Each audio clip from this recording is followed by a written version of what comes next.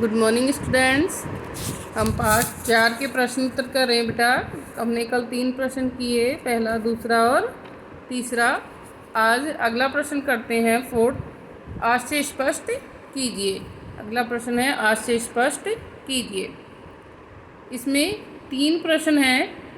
वो लॉरेंस की तरह नैसर्गिक जिंदगी का प्रतिरूप बन गए थे, इसका आज से स्पष्ट है।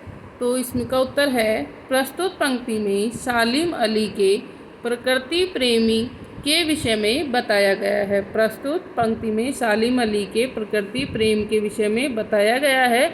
जिस प्रकार अंग्रेजी के प्रसिद्ध उपन्यासकार T.H. लॉरेंस का प्रकृति से गहरा लगाव था और उनका मानना था कि हमें प्रकृति की ओर ही लौटना चाहिए, ठीक उसी प्रकार सालिम अली भी प्रकृति से गहरा लगाव रखते थे। उन्होंने प्रकृति संबंधित अनेक रास्तों को खोजा। यही कारण है कि वे लॉरेंस की तरह स्वाभाविक जीवन का प्रतिरूप बन गए। नैसर्गिक जिंदगी का प्रतिरूप बन गए। तो इसका उत्तर है कि प्रस्तुत पंक्ति में सालिम अली के प्रकृति प्रेम के विषय में बताया गया है कि जिस प्रकार अंग्रेजी के प्रसिद्ध उपन्यासकार D.H. लॉरेंस का प्रकृति से गहरा लगाव था तथा उनका मानना था कि हमें प्रकृति की ओर लौटना चाहिए, ठीक उसी प्रकार सालिम अली भी प्रकृति से गहरा लगाव रखते थे। उन्होंने प्रकृति संबंधित अनेक रास्तों को खोजा। यही कारण है कि वे लॉरेंस की तरह स्वाभाविक जीवन का प्रतिरूप बन गए।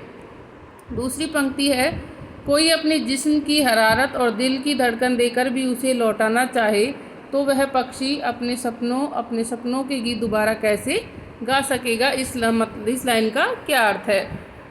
तो प्रस्तुत पंक्ति का अभिप्राय है कि जिस तरह कोई वन पक्षी अपना अंतिम गीत गाकर मर जाता है, यानी कोई पक्षी जिसकी मृत्यु हो जाती है और प्रकृति में विलीन हो जाता है, मरने के बाद प्रकृति में विलीन हो जाता है, उसे शरीर की गर्मी और हृदय की धड़कन देकर भी जीवित नहीं किया जा सकता। कि जो पक्षी एक बार मर गया है उसको आप शरीर की गर्मी या दिल की धड़कन देकर भी, हृदय की धड़कन देकर भी जीवित नहीं कर सकते। उसी तरह सालिम अली भी अपने जीवन के लंबे सफ़र के बाद अपने सभी सपनों को छोड़कर इस संसार से विदा हो गए। और जिस प्रकार से पक्षी के बारे में बताया गया है कि उसी प्रकार से जो सालिम अली भी हैं वो भी अपने जीवन के लंबे सफ़र को बाद सपनों को छोड़कर इस संसार से विदा हो चुके हैं। उन्हें किसी भी तरह से दोबारा जीवित करना असंभव है, तो उनको भी दोबारा से जीवित नहीं किया जा सकता। कि जिस प्रकार से एक बार किसी पक्षी की मृत्यु हो जाए या किसी व्यक्ति की मृत्यु हो जाए तो उसे दोबारा जीवित नहीं किया जा सकता। तो यही यहाँ पे मतलब है उसका कि उसी प्रकार से जो सालिम अली हैं वो इस संसार को छोड़कर चले गए हैं, अब उनको किसी भी तरह से दोबारा से जीवित नहीं किया जा सकता। अगला प्रश्न है इसका, सालिम अली प्रकृति की दुनिया में एक टापू बनने की बजाय अथाह सागर बनकर उभरे थे। सालिम अली प्रकृति की दुनिया में एक टापू बनने के बजाय अथाह सागर बनकर उभरे थे।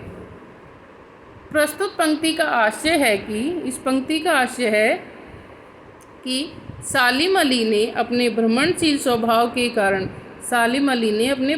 यानी जगह जगह घूमते रहने स्वभाव के कारण प्रकृति और प्राणी जगत को बहुत ही बारीकी से जाना, और इसी कारण घूमने के कारण उन्होंने प्रकृति को और प्रकृति में रहने वाले प्राणियों को बहुत ही बारीकी से जाना और समझा। उनका अनुभव एक टापू की भांति सीमित और दिखावा न बनकर समुद्र के समान गहराई को लिए हुए था।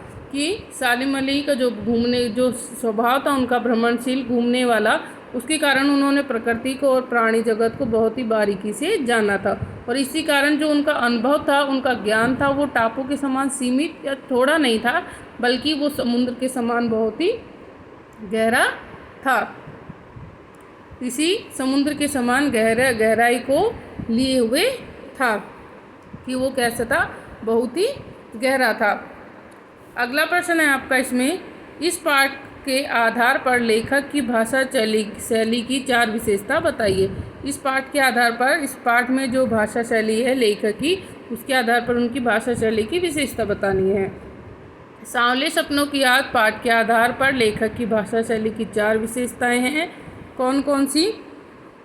पहला, उन्होंने हिंदी के साथ साथ उर्दू शब्दों का अत्यधिक प्रयोग किया है।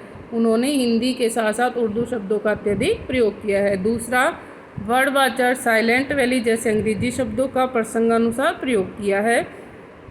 तीसरा, भाषा वेगवती नदी की तरह बहती हुई प्रतीत होती है। और चौथा है, भावाभिव्यक्ति यानी भावों की जो अभिव्यक्ति है की शैली दिल को छू लेती है, कि जो भावों की अभिव्यक्ति की जो शैली है वो दिल को छूती है।